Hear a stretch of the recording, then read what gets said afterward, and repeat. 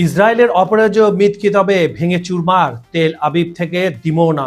পুরো ইসরায়েলের আকাশ জুড়ে এখন কোনো উল্কাপাত নয়, বরং নেমে আসছে ইরানের তৈরি আগুনের ঝর্ণা, যাকে সামরিক পরিভাষায় বলা হচ্ছে ক্লাস্টার বোমা। বিশ্বের সেরা ডিফেন্স সিস্টেম আয়রন ডোম আজ কেন অসহায়? কেন একের পর এক ক্ষেপণাস্ত্র বৃষ্টির মতো আঘাত হানছে ইসরায়েলের বুকে? আজকের এই বিশেষ বিশ্লেষণে আমরা ফাঁস করতে যাচ্ছি এমন সব তথ্য যা অনেক পশ্চিমা মিডিয়া আপনাকে বলবে না। আমরা জানাবো কিভাবে 2024-এর ব্যক্তিগত প্রতিশোধ নিতে ডোনাল্ড ট্রাম্পকে যুদ্ধের ময়দানে নামালেন বেনিয়ামিন নেতানিয়াহু। খামেনিকে হত্যা সেই গোপন মহাটোপ আর অপারেশন এপিক ফিউরির আদ্যপান্ত থাকছে আজকের পর্বে। শুধু তাই নয়, মার্কিন গর্ব F-35 যুদ্ধ বিমান কি সত্যি ইরানের আকাশ সীমায় ধরাশায়ী হয়েছিল? পেন্টাগন কেন এই তথ্য চেপে যেতে চাইছে? মধ্যপ্রাচ্যের দাবার বোর্ডে শুরু হওয়া এই ভয়ঙ্কর খেলার শেষ কোথায়? সব জানতে ভিডিওটি শেষ পর্যন্ত দেখুন। খবর সংযোগের বিশ্লেষণ অনুষ্ঠানে আপনাদের সাথে আছে আমি কাজল হায়দার।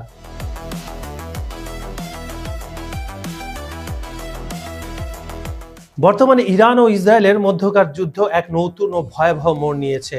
গত 28শে ফেব্রুয়ারি ইরানের সর্বোচ্চ নেতা আলী খামেনি ইসরায়েলি বিমান হামলায় নিহত হওয়ার পর থেকে দুই দেশের মধ্যে পুরো দমে যুদ্ধ শুরু হয়। এ যুদ্ধের সব থেকে ভীতি জাগানিয়া দৃশ্য হয়ে দাঁড়িয়েছে রাতের আকাশে ঝর্ণার মতো নেমে আসা ইরানের ক্লাস্টার বোমা।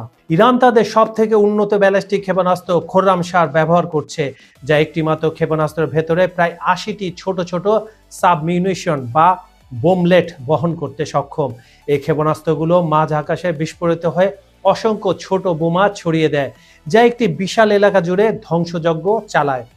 গত 5ই মার্চ খামেনির এক্স অ্যাকাউন্ট থেকে করা একটি পোস্টে এই হামলার আগাম বার্তা দেওয়া হয়েছিল। খামেনি মানে মোস্তাবা খামেনি। কেন ব্যর্থ হচ্ছে আয়রন ডোম?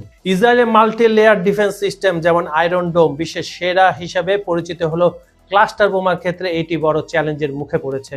একটি মূল ক্ষেপণাস্ত্রকে মাঝ আকাশে ধ্বংস করা সম্ভব হলেও সেটি যদি একবার ছোট ছোট বোমায় ভাগ হয়ে যায়, তবে প্রতিটি ছোট অংশকে আলাদাভাবে ইন্টারসেপ্ট করা অসম্ভব হয়ে পড়ে। প্রতিটি ছোট বোমলেট ধ্বংস করতে অত্যন্ত ব্যয়বহুল ইন্টারসেপ্টর ক্ষেপণাস্ত্র ব্যবহার করা ইসরায়েলের জন্য অর্থনৈতিকভাবে অলাভজনক, এবং এর ফলে তাদের মজুদ দ্রুত শেষ হয়ে যাচ্ছে। গার্ডিয়ানের তথ্য মতে যুদ্ধের শুরু থেকে এখন পর্যন্ত অন্তত 19টি ক্লাস্টার ব্যালিস্টিক ক্ষেপণাস্ত্র ইসরায়েলের ঘনবসতিপূর্ণ এলাকায় আঘাত হেনেছে। এই নতুন কৌশলে শিকার হচ্ছে সাধারণ মানুষ। 18 মার্চ রামাত গানে এক বৃদ্ধ দম্পতি এবং আদনিম এলাকায় এক থাই শ্রমিক নিহত হয়। ক্লাস্টার বোমার সব থেকে বড় ঝুঁকি হলো এর সব সাবমিশনগুলো তাৎক্ষণিক বিস্ফোরিত হয় না, অনেকগুলো অবিস্ফোরিত অবস্থায় মাটিতে পড়ে থাকে, যা পরবর্তীতে সাধারণ মানুষের জন্য মাইনের মতো কাজ করে। যুদ্ধ অপরাধের পাল্টাপাল্টি অভিযোগ। আন্তর্জাতিক আইন অনুযায়ী জনবহুল এলাকায় ক্লাস্টার বোমা ব্যবহার নিষিদ্ধ। অ্যামনেস্টি ইন্টারন্যাশনাল গত বছর লেবাননে ইসরায়েলে ক্লাস্টার বোমা ব্যবহারের সমালোচনা করেছিল।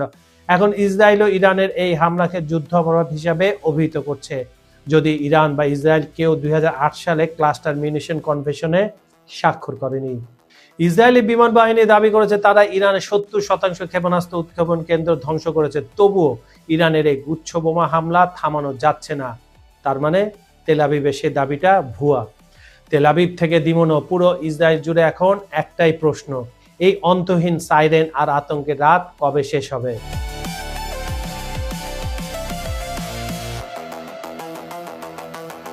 ঘটনাটি 2026 সালের ফেব্রুয়ারি ইরানের ওপর ইসরায়েল ও যুক্তরাষ্ট্রের যৌথ হামলার মাত্র 48 ঘন্টা আগের কথা।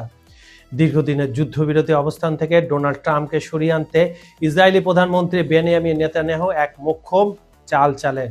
গোয়েন্দা সূত্রে খবর আসে, ইরানের তৎকালীন সর্বোচ্চ নেতা আয়াতুল্লাহ আলী খামেনি তার প্রধান ও সহযোগীদের নিয়ে তেহরানের এক গোপন কম্পাউন্ডে বৈঠকে বসছেন। নেতানিয়াহু এই সুযোগটি ডিক্যাপিটেশন স্ট্রাইক বা শীর্ষ নেতৃত্বকে নির্মূল করার সুবর্ণ সুযোগ হিসেবে ট্রাম্পের সামনে উপস্থাপন করেন। ব্যক্তিগত প্রতিশোধের প্রলোভন।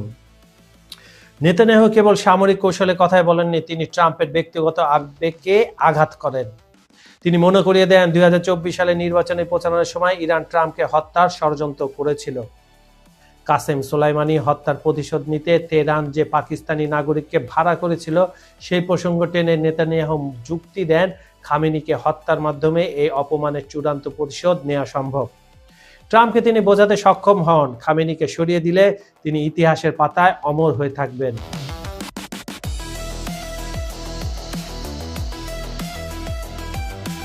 নেতানিয়াহুর যুক্তি ছিল অকাট্য, ইরানি নেতৃত্বকে নির্মূল করলে দেশটির সাধারণ মানুষ রাস্তায় নেমে আসবে এবং 1979 সাল থেকে চলা ধর্মতান্ত্রিক শাসনের পতন ঘটবে।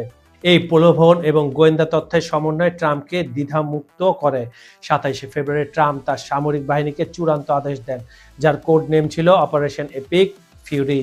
28 ফেব্রুয়ারি সকালে তেহরানের আকাশে প্রথম বোমার গর্জন শোনা যায়। গোয়েন্দা তথ্যের ভিত্তিতে বৈঠকের সময় এগিয়ে আসায় হামলাও ত্বরান্বিত করা হয়।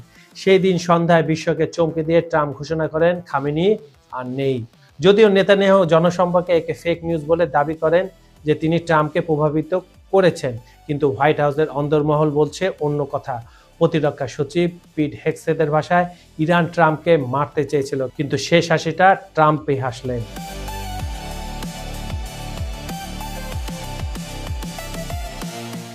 গত সপ্তাহে মধ্যপ্রাচ্যের এক মার্কিন বিমান ঘাঁটিতে একটি F-35 যুদ্ধবিমানকে জরুরি অবতরণ করতে দেখা যায়। মার্কিন সেন্ট্রাল কমান্ড সেন্টাকম বিষয়টি নিশ্চিত করে জানায় বিমানটি নিরাপদে অবতরণ করেছে এবং পাইলটের অবস্থা স্থিতিশীল। কিন্তু পর্দার আড়ালে খবরটা অনেক বেশি রোমাঞ্চকর। ইরানের রাষ্ট্রীয় সংবাদ মাধ্যম এবং মার্কিন কিছু সামরিক সূত্র দাবি করছে বিমানটি যখন মিশন শেষ করে ফিরছিল তখনই সেটি ইরানি প্রতিরক্ষা ব্যবস্থার লক্ষ্যবস্তুতে পরিণত হয়।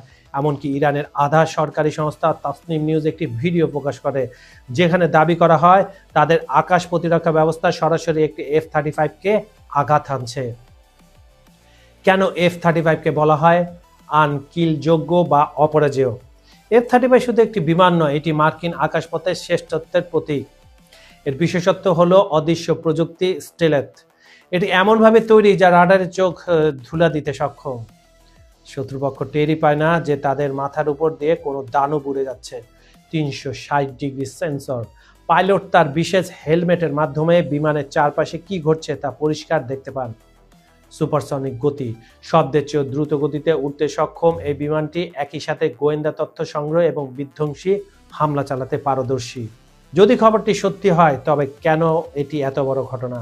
এতদিন পর্যন্ত F-35কে ধরাছোঁয়ার বাইরে বলে মনে করা হতো। 2018 সাল থেকে যুদ্ধক্ষেত্রে মোতায়েন থাকলেও আজ পর্যন্ত কোনো শত্রুপক্ষ একে সরাসরি আঘাত করতে পারেনি।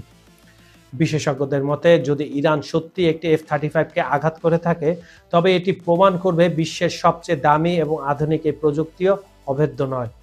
এটি মার্কিন সামরিক শক্তির মনস্তান্ত্রিক পরাজয় হিসাবেও দেখা দেবে।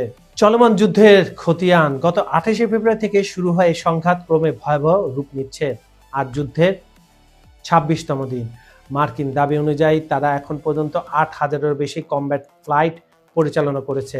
তবে যুদ্ধে তারা হারিয়েছে 12টি MQ-9 রিপার ড্রোন, 3টি F-15E ইগল স্ট্রাইক, যা ভুলবশত নিজেদের মিত্রশক্তির গোলার আঘাতে ধ্বংস হয়েছিল বলে তারা বলছে। বেশ কিছু রিফুয়েলিং এয়ারক্রাফট ও ক্ষতিগ্রস্ত হয়েছে। এই যে লিস্টটা দিছে এটা মার্কিন যুক্তরাষ্ট্র, কিন্তু ক্ষয়ক্ষতির পরিমাণ আরও বেশি। সত্য নাকি প্রোপাগান্ডা? মার্কিন প্রেসিডেন্ট ডোনাল্ড ট্রাম্প এই দাবিকে উড়িয়ে দিয়ে বলেছেন, আমি তার মুখের ভাষায় বলছি যাতে আপনারা সহজে কানেক্ট করতে পারেন, আমরা যেখানে খুশি উঠছি, কেউ আমাদের দিকে গুলিও ছুটছে না। খুব সুন্দর একটা চাপাবাজি তিনি করেছেন। অন্যদিকে ইরান তাদের সামর্থ্যের প্রমাণ দিতে মরিয়া আকাশপথে আধিপত্য রক্ষার এই লড়াই F-35-এর একটি ঘটনা এখন বিশ্ব রাজনীতির দাবার চাল হয়ে দাঁড়িয়েছে। বন্ধুরা, তাহলে দৃশ্যটা একবার ভাবুন তো। একদিকে মার্কিন অহংকার F-35, অন্যদিকে ইরানের বৃষ্টির মতো ঝরে পড়া আগুন বোমা, মাঝখানে দাবার গুটির মতো পিষ্ট হচ্ছে সাধারণ মানুষ। প্রশ্নটা এখন আর কেবল যুদ্ধের নয়, প্রশ্নটা হলো বিশ্ব কি এক নতুন আধিপত্যের উত্থান দেখছে, নাকি আমরা ধ্বংসের এমন এক অতল গহ্বরে পা দিচ্ছি যেখান থেকে ফেরার আর কোনো রাস্তা নেই? নেতানিয়াহুর চাল কি শেষ পর্যন্ত সফল হবে, নাকি ট্রাম্পের এই অপারেশন এপিক ফিউরি আমেরিকার জন্য ভিয়েতনামের চেয়েও বড় ট্র্যাজেডি হয়ে দাঁড়াবে? তেল আবিবের সাইরেন আর তেহরানের আকাশে আগুনের লেলিহান শিখা আমাদের একটাই বার্তা দিচ্ছে, খেলার মাত্র শুরু, আসল ক্লাইম্যাক্স এখনো বাকি। আপনাদের কি মনে হয়, আধুনিক প্রযুক্তি কি সত্যি অপরাজেয়, নাকি ইমানের জোর আর কৌশলের কাছে নতি স্বীকার করছে পেন্টাগন? কমেন্টে আপনার মতামত জানান। আপনাদের প্রতিটি মন্তব্য আমাদের পরবর্তী অনুসন্ধানের রসদ। ভিডিওটি শেয়ার করে বিশ্বকে জানিয়ে দিন সেই সত্য যা অনেক পশ্চিমা মিডিয়া চেপে যেতে চায়। আজ এই পর্যন্তই। মধ্যপ্রাচ্যের এই রণক্ষেত্রের প্রতিটি পালস আর পর্দার আড়ালের খবর নিয়ে আমি ফিরব খুবই শীঘ্রই। ততক্ষণ পর্যন্ত খবর সংযোগের সাথেই থাকুন, চোখ রাখুন সত্যের সন্ধানে। ভালো থাকুন, নিরাপদে থাকুন। আল্লাহ হাফেজ।